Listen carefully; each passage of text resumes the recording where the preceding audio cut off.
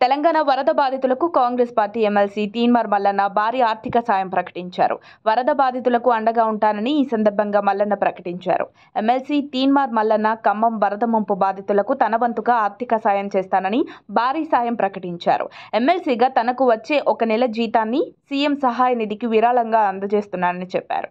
ఈ సందర్భంగా ఆయన మాట్లాడుతూ ఉమ్మడి వరంగల్, ఖమ్మం, నల్గొండ జిల్లాల్లో భారీ స్థాయిలో వచ్చిన వరదల కారణంగా దాదాపు 5,000 కోట్ల నష్టం వాటిల్లిందని, ఈ 3 జిల్లాల్లో జనజీవనం స్తంభించిందని, ప్రజల నిత్యావసరాలు వరదలో చిక్కుకుపోయి నానా ఇబ్బందులు పడుతున్నారని, ఆస్తి నష్టం, ప్రాణ నష్టం జరిగిందని తెలిపారు.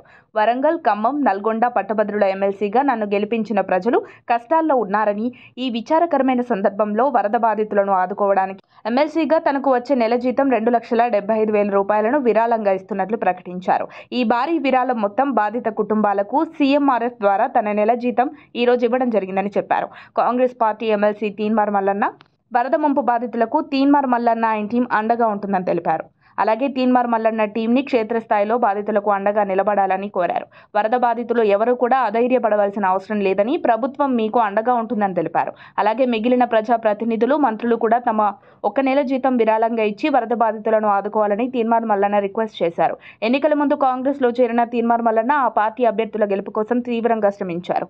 మల్లన్న ప్రచారం చేసిన నియోజకవర్గాల్లో చాలా వరకు కాంగ్రెస్ విజయం సాధించింది. దీంతో ఆయనకు కాంగ్రెస్ పార్టీ ఎమ్మెల్సీగా అవకాశం ఇచ్చి గెలిపించింది. మరిన్ని అప్డేట్స్ కోసం మా కాయ్ టీవీని సబ్స్క్రైబ్ చేసుకోండి.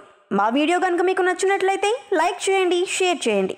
మీ విలువైన అభిప్రాయాలను కామెంట్ బాక్స్లో తెలియజేయండి.